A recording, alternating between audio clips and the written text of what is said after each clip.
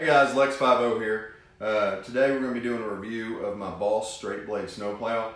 I'd done a previous review of my salt spreader and I mentioned that it had some issues, one of which being that the bolts were coming loose, everything like that. I made a really awesome video, I promise. Spent a lot of time on it. Really cool shots, super funny, hilarious, just great content, and I accidentally deleted it. So anyway, it was a welding video on the salt spreader. But since I don't have it, I'll just show you real quick. What I ended up doing was welding these two pieces here. These bolts are useless, and I welded this bracket down here. I tightened the nuts up and welded the nuts. It worked perfectly. We just got done with the big ice snowstorm of the century here in Kentucky. We had ice storm, then a snowstorm, then an ice storm, then a snowstorm, then rain, then ice. It was just a mess. So salt spreader worked great. Problem was the whole state ran out of salt, so it worked great for the first couple days. But anyway, let's get to the snowplow now. All right, guys, this is the 8-foot Boss Super Duty straight blade snowplow. I purchased mine used this season because a new one was going to be $7,200 mounted to the truck, and that seemed a little high for the one snow that we get here where I live. You can see on the back these 4 springs. I wasn't sure what they were for till I hit my first chunk of ice, and the snowplow actually bent kind of what you'd say backwards, the top folded down. That's to, once I figured that out, it's to reduce any strain or breakage of the components when you hit something hard.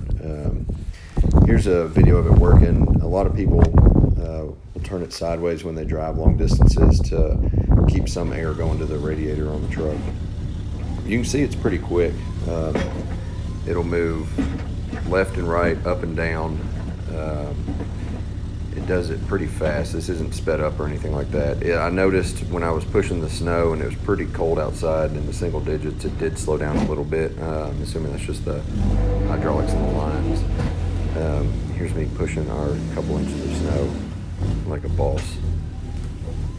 Get it? Boss snowplow.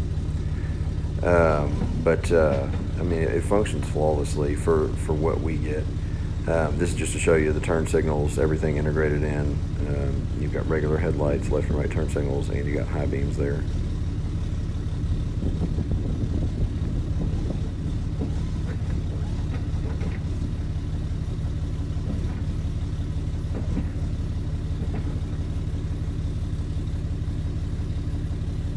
I think we should get to some videos of pushing some snow. But first, let's talk about the controller real quick. This is the controller that mounts inside your truck. Yes, my truck is filthy. You got an on-off switch, so that way when you're driving down the road, you don't accidentally bump it and it smack down on the concrete or asphalt. And then basically the one on the left tilts to the left, the one on the right tilts to the right. There is control. It's just basically how long you hold the button is how far it goes. You can tell there's a light in there that shows you green or red. The float position is what you usually push snow in. You double tap the bottom and it drops in the float. Double tap the top and it shoots right back up. And then that's the mount there that switches from plow to truck for your headlights and also for disconnecting it. So here we go. Here's some snow.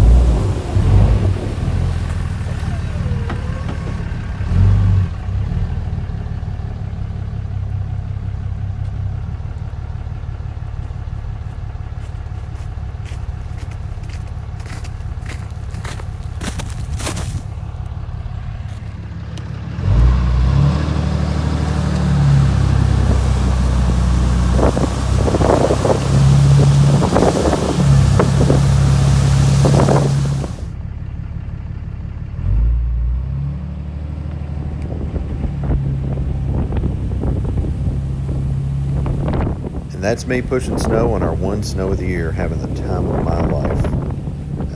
Actually, it was really cold. Not as fun as I thought it'd be. Anyway, have a great day. Thanks. Bye.